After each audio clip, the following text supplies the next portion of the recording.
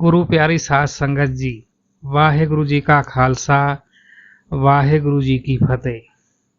पंथ दे वाली शक्ति ਅਤੇ भक्ति दे संगम धन गुरु गोबिंद सिंह जी महाराज ਦਾ अवतार ਪੋਸ ਦੀ 7ਵੀਂ ਸੰਵਤ 1723 ਈਸਵੀ ਨੂੰ ਹਰਮੰਦਰ ਸਾਹਿਬ ਪਟਨਾ ਬਿਹਾਰ ਵਿੱਚ ਹੋਇਆ। ਆਪ ਜੀ ਦੇ ਪਿਤਾ त्याग ਅਤੇ ਵੈਰਾਗ ਦੀ ਮੂਰਤੀ ਧੰਨ ਗੁਰੂ ਤੇਗ ਬਹਾਦਰ ਜੀ ਸਨ ਤੇ ਆਪ ਜੀ ਦੀ ਮਾਤਾ ਗੁਜਰ ਕੌਰ ਜੀ ਸਨ। ਆਪ ਜੀ ਦੇ ਮਹਿਲ ਮਾਤਾ ਸੁੰਦਰੀ ਜੀ ਅਤੇ ਕੁਆਰਾ ਡੋਲਾ ਮਾਤਾ ਸਹਿਬ ਦੇਵਾ ਜੀ ਸੀ। ਗੁਰੂ ਗੱਦੀ ਮੱਘਰ ਸੁਦੀ 3 1732 ਈਸਵੀ ਨੂੰ ਸ੍ਰੀ ਅਨੰਦਪੁਰ ਸਾਹਿਬ ਵਿੱਚ ਪ੍ਰਾਪਤ ਹੋਈ। ਆਪ ਜੀ ਦੇ 4 ਸਾਹਿਬਜ਼ਾਦੇ ਬਾਬਾ ਅਜੀਤ ਸਿੰਘ ਜੀ, ਬਾਬਾ ਜੁਝਾਰ ਸਿੰਘ ਜੀ, ਬਾਬਾ ਜੋਰਾਵਰ ਸਿੰਘ ਜੀ ਅਤੇ ਬਾਬਾ ਫਤਿਹ ਸਿੰਘ ਜੀ ਸਨ। ਆਪ ਜੀ ਨੇ ਖਾਲਸੇ ਪੰਥ ਦੀ ਸਾਜਨਾ ਕੀਤੀ 1 ਵਿਸਾਖ ਸੰਵਤ 1756 ਨੂੰ। ਆਪ ਨੇ ਜੋ ਜੰਗ ਲੜੇ ਉਹਨਾਂ ਦੇ ਨਾਂ ਭਗਾਣੀ ਦਾ ਯੁੱਧ, ਨਾਦੌੜ ਦਾ ਯੁੱਧ, ਗੁਲੇਰ, ਆਨੰਦਪੁਰ, ਚਮਕੌਰ ਤੇ ਮੁਕਤਸਰ ਦਾ ਯੁੱਧ ਹੈ। ਸਾਹਿਬ ਸ੍ਰੀ ਗੁਰੂ ਗੋਬਿੰਦ ਸਿੰਘ ਮਹਾਰਾਜ ਜੀ ਦਾ ਜਦੋਂ ਅਵਤਾਰ ਹੋਇਆ ਹੈ, ਕਹਿੰਦੇ ਨੇ ਅੰਬਾਲੇ ਵਿੱਚ ਇੱਕ ਸੂਫੀ ਫਕੀਰ ਰਹਿੰਦਾ ਸੀ ਜਿਸ ਦਾ ਨਾਂ ਵਿਖਣ ਸਾਹ ਸੀ। ਉਹ ਦਿਨ ਚੜ੍ਹਦੇ ਦੀ ਤਰਫ ਨਵਾਜ਼ ਪੜ੍ਹਨ ਲੱਗਾ। ਨਾਲ ਦੇ ਨਵਾਜ਼ੀਆਂ ਨੇ ਪੁੱਛ ਲਿਆ, ਸਾਈਂ ਜੀ ਕੀ ਹੋ ਗਿਆ ਹੈ ਤੁਹਾਨੂੰ? ਜਿਸ ਪਾਸੇ ਆਪ ਨਮਾਜ਼ ਪੜ੍ਹ ਰਹੇ ਹੋ ਵਲੀ ਅੱਲੇ ਦਾ ਘਰ ਉਧਰ ਨਹੀਂ ਹੈ। ਵਲੀ ਅੱਲਾ ਪश्चिम ਦੀ ਤਰਫ ਹੈ। ਦਿਨ ਲਾਂਦੇ ਦੀ ਨਮਾਜ਼ ਪੜ੍ਹੀ ਦੀ ਹੈ, ਚੜ੍ਹਦੇ ਦੀ ਤਰਫ ਨਹੀਂ। ਤਦ ਗੁਰੂ ਪਿਆਰੀ ਸਾਧ ਸੰਗਤ ਜੀ ਗੰਭੀਰ ਹੋ ਕੇ ਇਹ ਫਕੀਰ ਕਹਿਣ ਲੱਗਾ, ਉਸ ਅੱਲਾ ਦਾ ਨੂਰ ਅੱਜ ਪੂਰਬ ਵਿੱਚ ਪ੍ਰਗਟ ਹੋਇਆ ਹੈ। ਇਹ ਦਰਸ਼ਨਾਂ ਨੂੰ ਚੱਲ ਪਏ। ਇਸ ਦਾ ਨਾਂ ਵਿਖਣ ਸਾਹ ਸੀ। ਸਭ ਤੋਂ ਪਹਿਲਾਂ ਇਸ ਪਰਮ ਆਤਮਾ ਦਾ ਪਤਾ ਇਸ ਨੂੰ ਹੀ ਚੱਲਿਆ ਹੈ ਕਿ ਗੁਰੂ ਤੇਗ ਬਹਾਦਰ ਜੀ ਦੇ ਘਰ ਜਿਸ ਆਤਮਾ ਦਾ ਅਵਤਾਰ ਹੋਇਆ ਹੈ ਉਹ ਪਰਮ ਸ਼ਕਤੀ ਤੇ ਭਗਤੀ ਦਾ ਸੰਗਮ ਹੈ। ਗੁਰੂ ਗੋਬਿੰਦ ਸਿੰਘ ਮਹਾਰਾਜ ਦੀ ਜੀਵਨ ਕਥਾ ਬਹੁਤ ਸਾਰਿਆਂ ਨੇ ਲਿਖੀ ਹੈ, ਪਰ ਇੱਕ ਕਮਾਲ ਦੀ ਗੱਲ ਇਹ ਵੀ ਹੈ ਕਿ ਅਵਤਾਰੀ ਪੁਰਸ਼ਾਂ ਦੇ ਵਿੱਚ ਗੁਰੂ ਗੋਬਿੰਦ ਸਿੰਘ ਮਹਾਰਾਜ ਜੀ ਨੇ ਆਪਣੀ ਜੀਵਨ ਕਥਾ ਆਪ ਜੀ ਨੇ ਵੀ ਲਿਖੀ ਹੈ। ਦਸਮ ਗ੍ਰੰਥ ਵਿੱਚ ਮੌਜੂਦ ਹੈ।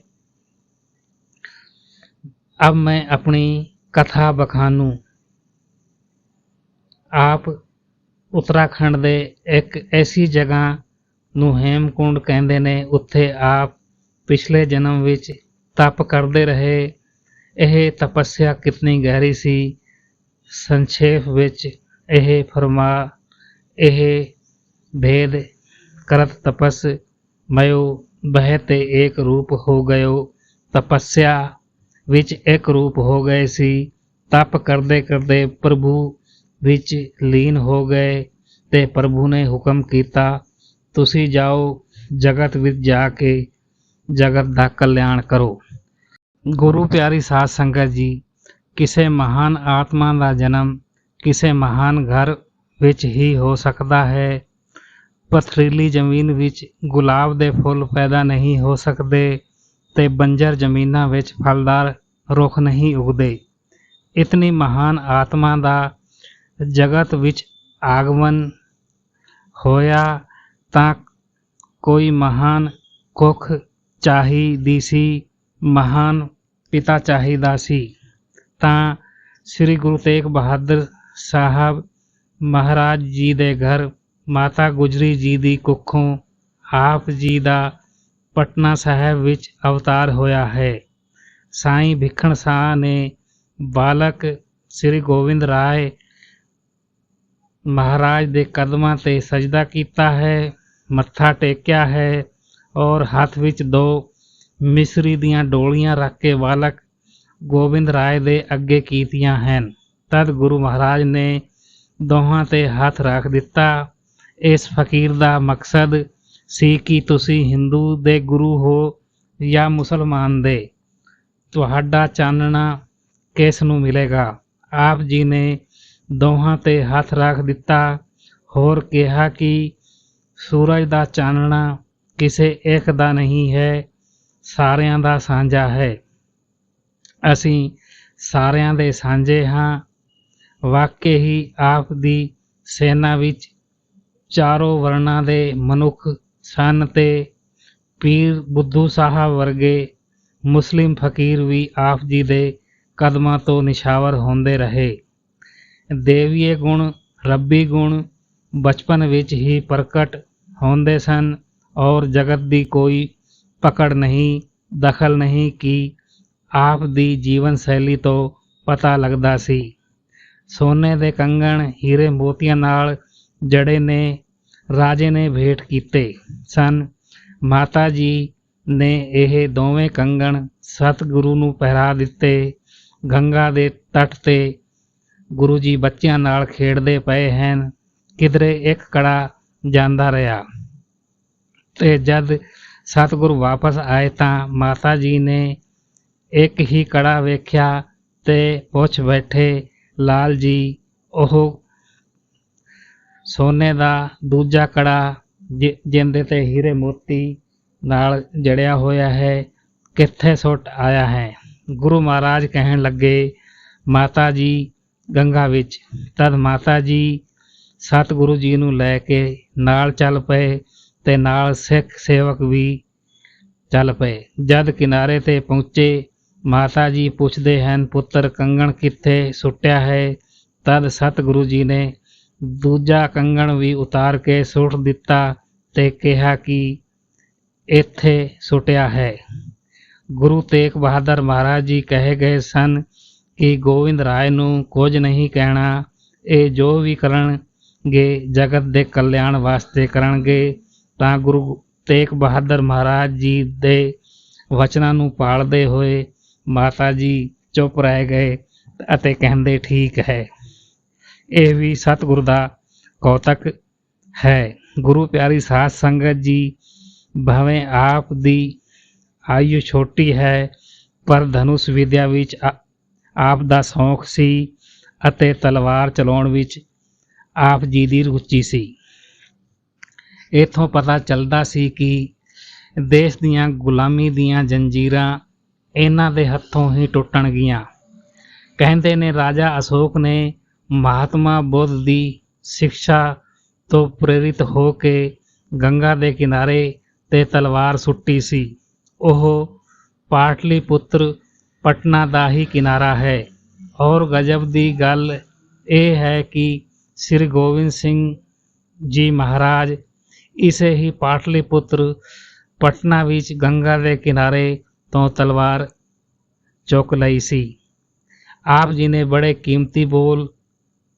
ਦੇ ਬੜੇ ਕੀਮਤੀ ਬੋਲ ਹਨ, ਜਦ ਸ਼ਾਂਤੀ ਵੈਰਾਗ ਧਿਆਨ ਨਾਲ ਮਕਸਦ ਹੱਲ ਨਾ ਹੋਵੇ, ਸੱਚ ਨੂੰ ਵਿਘਨ ਪੈਦਾ ਹੋਵੇ, ਤਦ ਤਲਵਾਰ ਚੁੱਕ ਲੈਣੀ ਵੀ ਧਰਮ ਹੈ, ਸ਼ਸਤਰ ਉਠਾ ਲੈਣਾ ਵੀ ਧਰਮ ਹੈ।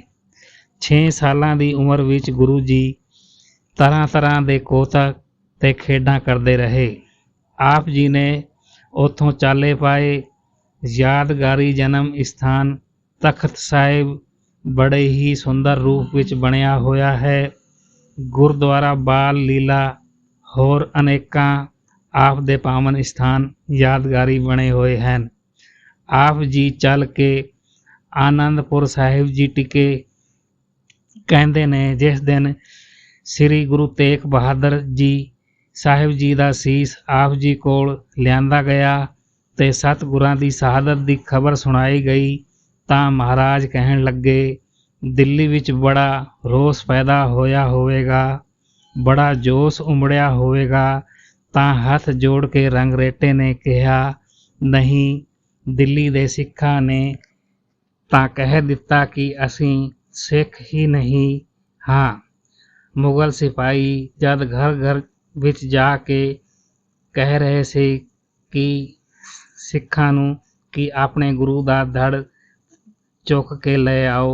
गुरु दी लाश पई है, ओदा शरीर पिया है, चुक के ले आओ। उस समय डर दे मारे सिख सहम गए ते कहण लगे कि असीं सिख नहीं हाँ। ਇਹ ਬੋਲ ਜਦ ਰੰਗਰੇਟੇ ਨੇ ਸੁਣਾਏ ਤਾਂ ਗਰਜਦੀ ਹੋਈ ਆਵਾਜ਼ ਵਿੱਚ ਗੋਬਿੰਦ ਰਾਏ ਜੀ ਵਾਂਗ ਗਰਜਦਿਆਂ ਹੋਇਆ ਕਹਿਣ ਲੱਗੇ, ਮੈਂ ਹੁਣ ਸਿੱਖ ਦਾ ਸਰੂਪ ਹੀ ਐਸਾ ਬਣਾ ਦਿਆਂਗਾ, ਉਸ ਤੋਂ ਪੁੱਛਣ ਦੀ ਲੋੜ ਹੀ ਨਹੀਂ ਰਹੇਗੀ ਕਿ ਤੂੰ ਸਿੱਖ ਹੈ ਕਿ ਨਹੀਂ। ਉਸ ਦੀ ਸ਼ਕਲ ਸੂਰਤ ਦੱਸੇਗੀ, ਉਸ ਦਾ ਰੰਗ ਰੂਪ ਦੱਸੇਗਾ ਤੇ ਲੱਖਾਂ ਮਨੁੱਖਾਂ ਵਿੱਚੋਂ ਖੜਾ ਹੋਇਆ ਵੀ ਦਿਸੇਗਾ ਕਿ ਇਹ ਸਿੱਖ ਹੈ। ਵਕਤ ਦੇ ਨਾਲ ਨਾਲ ਆਪ ਜੀ ਆਪ ਆਦੇਸ਼ ਦੀ ਤਮੀਲ ਵਿੱਚ ਜੁਟੇ। ਭਗਤੀ ਭਾਵਨਾ ਦੇ ਵੈਸ ਦਰਿਆ ਚੱਲਦੇ ਰਹੇ। ਇੱਥੋਂ ਪਤਾ ਚੱਲਦਾ ਸੀ ਕਿ ਦੇਸ਼ ਦੀਆਂ ਗੁਲਾਮੀ ਦੀਆਂ ਜੰਜੀਰਾਂ ਇਹਨਾਂ ਦੇ ਹੱਥੋਂ ਹੀ ਟੁੱਟਣਗੀਆਂ। ਕਹਿੰਦੇ ਨੇ ਰਾਜਾ ਅਸ਼ੋਕ ਨੇ ਮਹਾਤਮਾ ਬੁੱਧ ਦੀ ਸਿੱਖਿਆ ਤੋਂ ਪ੍ਰੇਰਿਤ ਹੋ ਕੇ ਗੰਗਾ ਦੇ ਕਿਨਾਰੇ ਤੇ ਤਲਵਾਰ ਸੁੱਟੀ ਸੀ। ਉਹ ਪਾਟਲੀਪੁੱਤਰ ਪਟਨਾ ਦਾ ਹੀ ਕਿਨਾਰਾ ਹੈ। ਔਰ ਗਜਬ ਦੀ ਗੱਲ ਹੈ ਕਿ ਸ੍ਰੀ ਗੁਰੂ ਗੋਬਿੰਦ ਸਿੰਘ ਜੀ ਮਹਾਰਾਜ ਇਸੇ ਹੀ ਪਾਟਲੀਪੁੱਤਰ ਪਟਨਾ ਵਿੱਚ ਗੰਗਾ ਦੇ ਕਿਨਾਰੇ ਤੋਂ ਤਲਵਾਰ ਚੁੱਕ ਲਈ। ਆਪ ਜੀ ਦੇ ਬੜੇ ਕੀਮਤੀ ਬੋਲ ਹਨ, ਜਦ ਸ਼ਾਂਤੀ ਵੈਰਾਗ ਧਿਆਨ ਨਾਲ ਮਕਸਦ ਹੱਲ ਨਾ ਹੋਵੇ, ਸੱਚ ਨੂੰ ਵਿਘਨ ਪੈਦਾ ਹੋਵੇ, ਤਦ ਤਲਵਾਰ ਚੁੱਕ ਲੈਣੀ ਵੀ ਧਰਮ ਹੈ, ਸ਼ਸਤਰ ਉਠਾ ਲੈਣਾ ਵੀ ਧਰਮ ਹੈ। 6 ਸਾਲਾਂ ਦੀ ਉਮਰ ਵਿੱਚ ਗੁਰੂ ਜੀ ਤਰ੍ਹਾਂ ਤਰ੍ਹਾਂ ਦੇ ਕੋਤਕ ਤੇ ਖੇਡਾਂ ਕਰਦੇ ਰਹੇ। ਆਪ ਜੀ ਨੇ ਉੱਥੋਂ ਚਾਲੇ ਪਾਏ। ਯਾਦਗਾਰੀ ਜਨਮ ਸਥਾਨ ਤਖਤ ਸਾਹਿਬ ਬੜੇ ਹੀ ਸੁੰਦਰ ਰੂਪ ਵਿੱਚ ਬਣਿਆ ਹੋਇਆ ਹੈ। ਗੁਰਦੁਆਰਾ ਬਾਲ ਲੀਲਾ ਹੋਰ ਅਨੇਕਾਂ ਆਪ ਦੇ ਪਾਵਨ ਸਥਾਨ ਯਾਦਗਾਰੀ ਬਣੇ ਹੋਏ ਹਨ। ਆਪ ਜੀ ਚੱਲ ਕੇ ਆਨੰਦਪੁਰ ਸਾਹਿਬ ਜੀ ਟਿਕੇ। ਕਹਿੰਦੇ ਨੇ ਜਿਸ ਦਿਨ ਸ੍ਰੀ ਗੁਰੂ ਤੇਗ ਬਹਾਦਰ ਜੀ ਸਾਹਿਬ ਦਾ ਸੀਸ ਆਪ ਜੀ ਕੋਲ ਲਿਆਂਦਾ ਗਿਆ ਤੇ ਸਤਿਗੁਰਾਂ ਦੀ ਸ਼ਹਾਦਤ ਦੀ ਖਬਰ ਸੁਣਾਈ ਗਈ ਤਾਂ ਮਹਾਰਾਜ ਕਹਿਣ ਲੱਗੇ, ਦਿੱਲੀ ਵਿੱਚ ਬੜਾ ਰੋਸ ਪੈਦਾ ਹੋਇਆ ਹੋਵੇਗਾ, ਬੜਾ ਜੋਸ਼ ਉਮੜਿਆ ਹੋਵੇਗਾ। ਤਾਂ ਹੱਥ ਜੋੜ ਕੇ ਰੰਗਰੋਟੇ ਨੇ ਕਿਹਾ ਕਿ ਮਹਾਰਾਜ ਨਹੀਂ, ਦਿੱਲੀ ਦੇ ਸਿੱਖਾਂ ਨੇ ਤਾਂ ਕਹਿ ਦਿੱਤਾ ਕਿ ਅਸੀਂ ਸਿੱਖ ਹੀ ਨਹੀਂ ਹਾਂ। ਮੁਗਲ ਸਿਪਾਹੀ ਜਦ ਹਰ ਘਰ ਜਾ ਕੇ ਸਿੱਖਾਂ ਨੂੰ ਆਪਣੇ ਗੁਰੂ ਦਾ ਧੜ ਚੁੱਕ ਕੇ ਲੈ ਜਾਣ ਲਈ ਕਹਿ ਰਹੇ ਸੀ, ਗੁਰੂ ਦੀ ਲਾਸ਼ ਪਈ ਹੈ, ਉਹਦਾ ਸਰੀਰ ਪਿਆ ਹੈ, ਚੁੱਕ ਕੇ ਲੈ ਜਾਓ। ਉਸ ਸਮੇਂ ਡਰ ਦੇ ਮਾਰੇ ਸਿੱਖ ਸਹਿਮ ਗਏ ਤੇ ਕਹਿਣ ਲੱਗੇ ਕਿ ਅਸੀਂ ਸਿੱਖ ਨਹੀਂ ਹਾਂ। ਇਹ ਬੋਲ ਜਦ ਰੰਗਰੇਟੇ ਨੇ ਸੁਣਾਏ ਤਾਂ ਗਰਜਦੀ ਹੋਈ ਆਵਾਜ਼ ਵਿੱਚ ਗੋਬਿੰਦ ਰਾਏ ਜੀ ਇਹ ਬੋਲ ਆਖੇ ਨੇ। ਇਸ ਤਰ੍ਹਾਂ ਗਰਜੇ ਹਨ ਜਿਵੇਂ ਬੱਦਲ ਗਰਜਦਾ ਹੈ। ਗਰਜਦਿਆਂ ਹੋਇਆਂ ਕਹਿਣ ਲੱਗੇ, ਮੈਂ ਹੁਣ ਸਿੱਖ ਦਾ ਸਰੂਪ ਹੀ ਐਸਾ ਬਣਾ ਦਿਆਂਗਾ, ਉਸ ਤੋਂ ਪੁੱਛਣ ਦੀ ਲੋੜ ਹੀ ਨਹੀਂ ਰਹੇਗੀ ਕਿ ਤੂੰ ਸਿੱਖ ਹੈ ਕਿ ਨਹੀਂ। ਉਸ ਦੀ ਸ਼ਕਲ ਸੂਰਤ ਦੱਸੇਗੀ, ਉਸ ਦਾ ਰੰਗ ਰੂਪ ਦੱਸੇਗਾ ਤੇ ਲੱਖਾਂ ਮਨੁੱਖਾਂ ਵਿੱਚ ਖੜਾ ਹੋਇਆ ਵੀ ਦਿਸੇਗਾ ਕਿ ਇਹ ਸਿੱਖ ਹੈ। ਵਕਤ ਦੇ ਨਾਲ ਨਾਲ ਗੁਰੂ ਜੀ ਆਪ ਆਦੇਸ਼ ਦੀ ਤਾਮੀਲ ਵਿੱਚ ਜੁਟ ਗਏ। ਭਗਤੀ ਭਾਵਨਾ ਦੇ ਦਰਿਆ ਚੱਲਦੇ ਰਹੇ। ਸਿੱਖ ਤੇ ਮਾਨਵਤਾ ਦਿਮਾਗੀ ਤੌਰ ਤੇ ਉਜਵਲ ਹੋ ਸਕੇ, ਸਾਹਿਤਿਕ ਰੁਚੀਆਂ ਰੀਸ ਨਾਲ ਪੈਦਾ ਹੋ ਸਕਣ। ਆਪ ਜੀ ਨੇ 52 ਕਵੀ ਵੀ ਆਪਣੇ ਨਾਲ ਰੱਖੇ। ਇਸ ਤੋਂ ਆਪ ਜੀ ਦੀ ਸਾਹਿਤਿਕ ਰੁਚੀਆਂ ਦਾ ਪਤਾ ਚੱਲਦਾ ਹੈ। ਹੋਰ ਆਪ ਨੇ ਵਕਤ ਦੇ ਨਾਲ ਨਾਲ ਪੌਂਟਾ ਸਾਹਿਬ ਵਿੱਚ ਬੈਠ ਕੇ ਮਹਾਨ ਗ੍ਰੰਥ ਦੀ ਰਚਨਾ ਕੀਤੀ, ਜਿਸ ਨੂੰ ਗੁਰੂ ਦਸਮ ਗ੍ਰੰਥ ਕਹਿੰਦੇ ਹਨ। ਜਾਪ ਸਾਹਿਬ ਆਪ ਦੀ ਅਜੀਮ ਰਚਨਾ ਹੈ। ਫਿਰ ਆਪ ਨੇ ਦੇਸ਼ ਦੇ ਪ੍ਰਾਚੀਨ ਧਰਮ ਗ੍ਰੰਥਾਂ ਦਾ ਬ੍ਰਿਜ ਭਾਸ਼ਾ ਵਿੱਚ ਅਨੁਵਾਦ ਵੀ ਕੀਤਾ, ਮਹਿਜ ਇਸ ਵਾਸਤੇ ਕਿ ਵਕਤ ਦੇ ਬ੍ਰਾਹਮਣ ਇਹ ਕਹਿੰਦੇ ਸੀ ਕਿ ਵਿਦਿਆ ਸਿਰਫ ਬ੍ਰਾਹਮਣ ਪੜ੍ਹ ਸਕਦੇ ਹਨ, ਦੂਜਾ ਤੀਜਾ ਕੋਈ ਨਹੀਂ। ਹੋਰ ਅਰਥਾਂ ਦਾ ਅਨਰਥ ਕਰਦੇ ਸੀ ਤਾਂ ਗੁਰੂ ਜੀ ਨੇ ਤਮਾਮ ਗ੍ਰੰਥਾਂ ਦਾ ਅਨੁਵਾਦ ਕੀਤਾ ਕਿ ਲਓ ਪੜ੍ਹ ਲਓ ਸਾਰੇ ਜਣੇ, ਪੁਰਾਣਾ ਇਤਿਹਾਸ ਇਹ ਸੀ ਤੇ ਧਰਮ ਗ੍ਰੰਥਾਂ ਵਿੱਚ ਇਹ ਕੁਝ ਹੈ, ਸਾਰਿਆਂ ਨੂੰ ਪਤਾ ਲੱਗ ਜਾਏ ਕਿ ਧਰਮ ਕੀ ਸੀ।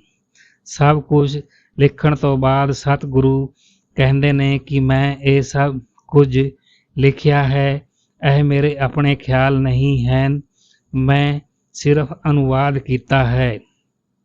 ਹੋਰ ਮੈਨੂੰ ਧਰਮ ਯੁੱਧ ਕਰਨ ਦਾ ਸ਼ੌਂਕ ਹੈ। ਹੋਰ ਮੈਂ ਸਿਰਫ ਅਕਾਲ ਪੁਰਖ ਦਾ ਪੁਜਾਰੀ ਹਾਂ ਔਰ ਜਗਤ ਨੂੰ ਅਕਾਲ ਪੁਰਖ ਦੇ ਨਾਮ ਨਾਲ ਜੋੜਨ ਲਈ ਆਇਆ ਹਾਂ। ਜੋ ਮਾਣ ਨਾਲ ਅਣਖ ਦੇ ਲੋਕੀ ਜੀ ਸਕਣ, ਬੇਗੈਰਤ ਨਾ ਜੀਵਨ, ਦੇਸ਼ ਦੇ ਕੌਮ ਦੀ ਵੰਡ ਨਾ ਕਰਨ, ਇਸ ਤਰ੍ਹਾਂ ਦੇ ਜਜ਼ਬਿਆਂ ਨੂੰ ਮੈਂ ਉਭਾਰਨਾ ਹੈ। ਰੂਹਾਨੀ ਜਜ਼ਬਿਆਂ ਨੂੰ ਉਭਾਰਨ ਲਈ ਗੁਰੂ ਨਾਨਕ ਦੇਵ ਜੀ ਮਹਾਰਾਜ ਨੇ ਕੀਰਤਨ ਦਾ ਸਹਾਰਾ ਲਿਆ। ਇਸ ਤਰ੍ਹਾਂ ਕੀਰਤਨੀਏ ਦੇ ਜਨਮਦਾਤੇ ਸ੍ਰੀ ਗੁਰੂ ਨਾਨਕ ਦੇਵ ਜੀ ਸਿੱਖ ਵਿਚਾਰਕ ਵੀ ਹੋਏ। ਕੀਰਤਨ ਕਿਉਂ ਕਰਨਾ ਹੈ ਤੇ ਕਿਸ ਦਾ ਕਰਨਾ ਹੈ, ਇਸ ਦਾ ਗਿਆਨ ਵੀ ਹੋ ਸਕੇ ਤਾਂ ਧੰਨ ਗੁਰੂ ਸ੍ਰੀ ਅਰਜਨ ਦੇਵ ਮਹਾਰਾਜ ਜੀ ਨੇ ਸ਼ਬਦ ਦੀ ਵਿਚਾਰ ਕਥਾ ਦੀ ਪਰੰਪਰਾ ਭਾਈ ਗੁਰਦਾਸ ਜੀ ਦੇ ਰਾਹੀਂ ਤੋਰੀ। ਇਤਿਹਾਸ ਦਾ ਵੀ ਸਿੱਖ ਗਿਆਤਾ ਹੋਵੇ, ਇਤਿਹਾਸ ਨੂੰ ਭੁੱਲ ਨਾ ਜਾਵੇ, ਇਹ ਗੱਲ ਮੰਨੀ ਪਰਮੰਨੀ ਹੈ। ਜਿਸ ਕੌਮ ਦਾ ਕੋਈ ਇਤਿਹਾਸ ਨਹੀਂ, ਉਸ ਕੌਮ ਨੂੰ ਮਿਟਦਿਆਂ ਦੇਰ ਨਹੀਂ ਲੱਗਦੀ। ਸਾਰੀਆਂ ਕੌਮਾਂ ਆਪਣੇ ਇਤਿਹਾਸ 'ਤੇ ਖੜੀਆਂ ਨੇ ਤਾਂ ਇਤਿਹਾਸਿਕ ਰੁਚੀਆਂ ਉਜਾਗਰ ਕਰਨ ਲਈ, ਵੀਰਤਾ ਪੈਦਾ ਕਰਨ ਲਈ ਸ੍ਰੀ ਹਰਗੋਬਿੰਦ ਸਾਹਿਬ ਜੀ ਨੇ ਦਾੜੀ ਸਿੰਘਾਂ ਨੂੰ ਜਨਮ ਦਿੱਤਾ।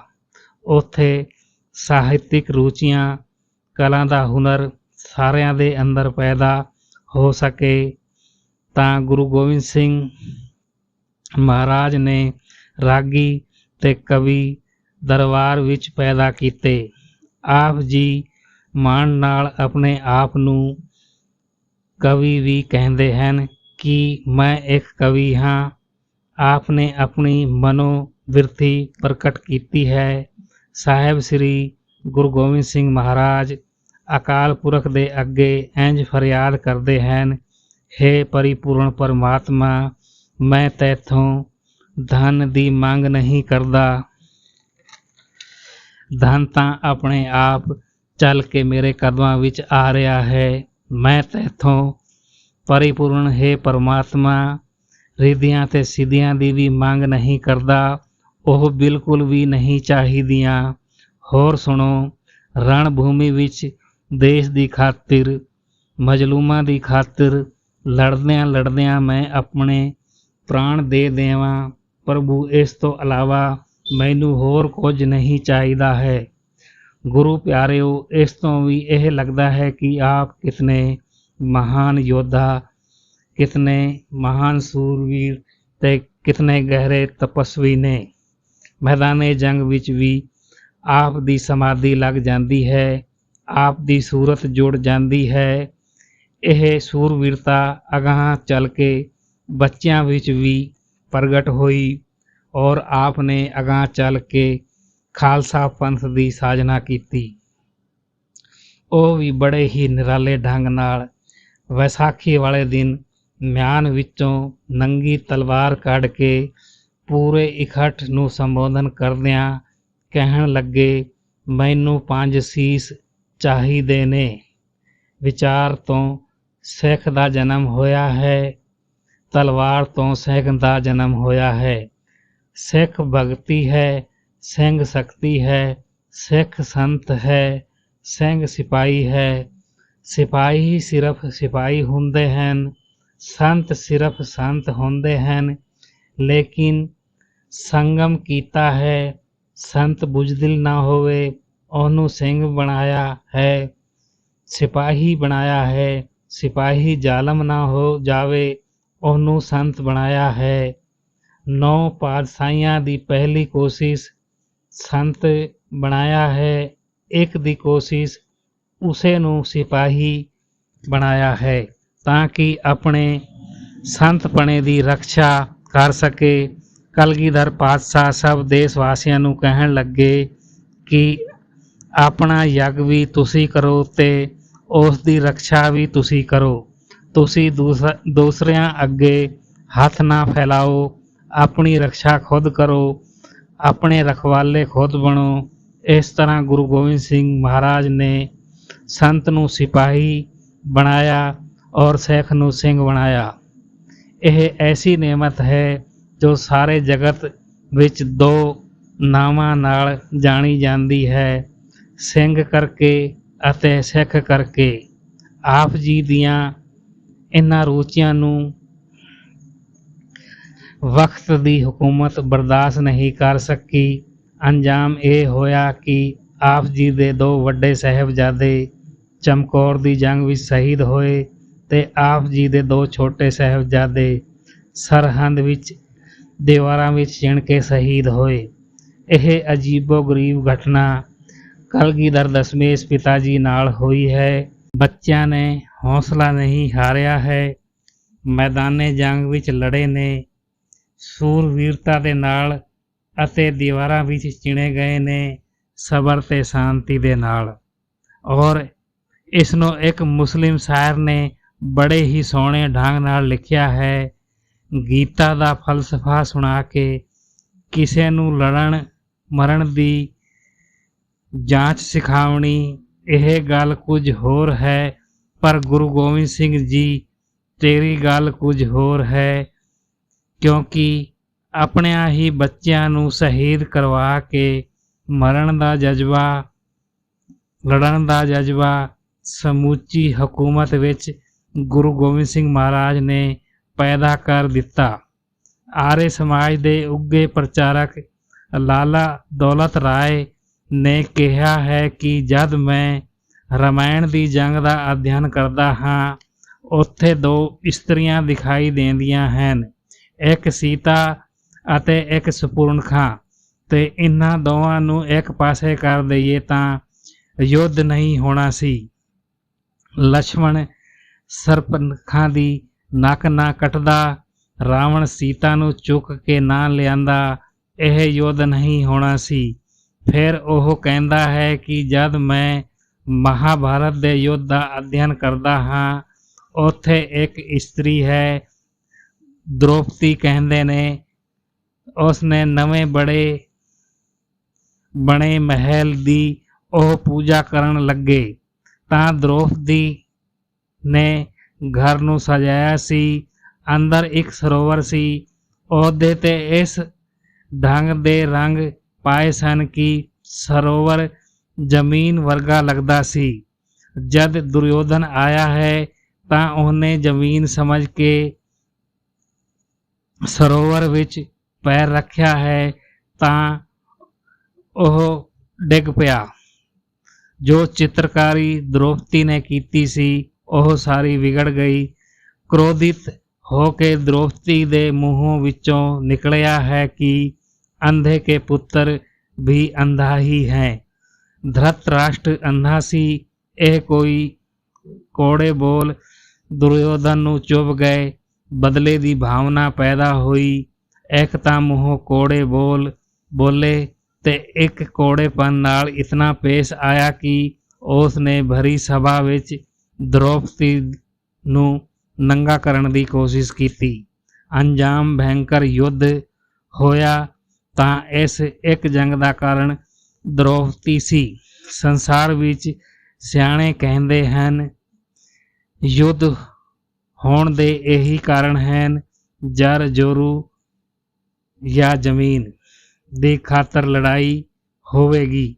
ਲਾਲਾ ਦੌਲਤ ਰਾਏ ਕਹਿੰਦੇ ਨੇ, ਜਦ ਮੈਂ ਗੁਰੂ ਸ੍ਰੀ ਗੁਰੂ ਗੋਬਿੰਦ ਸਿੰਘ ਮਹਾਰਾਜ ਦੇ ਯੁੱਧਾਂ ਦਾ ਅਧਿਐਨ ਕਰਦਾ ਹਾਂ ਤਾਂ ਹੈਰਾਨ ਹੋ ਜਾਣਾ ਕਿ ਇਹ ਜੰਗ ਔਰਤ ਦੀ ਖਾਤਰ ਨਹੀਂ ਸੀ, ਧਨ ਦੀ ਖਾਤਰ ਨਹੀਂ ਸੀ, ਜ਼ਮੀਨ ਦੀ ਖਾਤਰ ਨਹੀਂ ਸੀ। ਇਹ ਜੰਗ ਮਜ਼ਲੂਮਾਂ ਦੀ ਖਾਤਰ ਸੀ, ਦੇਸ਼ ਦੀ ਰੱਖਿਆ ਦੀ ਖਾਤਰ ਸੀ। ਇਹੋ ਜਿਹਾ ਇੱਕੋ ਹੀ ਹੋਇਆ ਹੈ ਗੁਰੂ ਗੋਬਿੰਦ ਸਿੰਘ ਜੀ, ਜੋ ਲੜਿਆ ਹੈ ਸਿਰਫ ਦੇਸ਼ ਦੀ ਅਣਖ ਖਾਤਰ, ਈਮਾਨ ਖਾਤਰ, ਮਜ਼ਲੂਮਾਂ ਦੀ ਰੱਖਿਆ ਖਾਤਰ। ਆਪਣੀ ਕੋਈ ਚਾਹਤ ਨਹੀਂ, ਆਪਣੀ ਕੋਈ ਮੰਗ ਨਹੀਂ।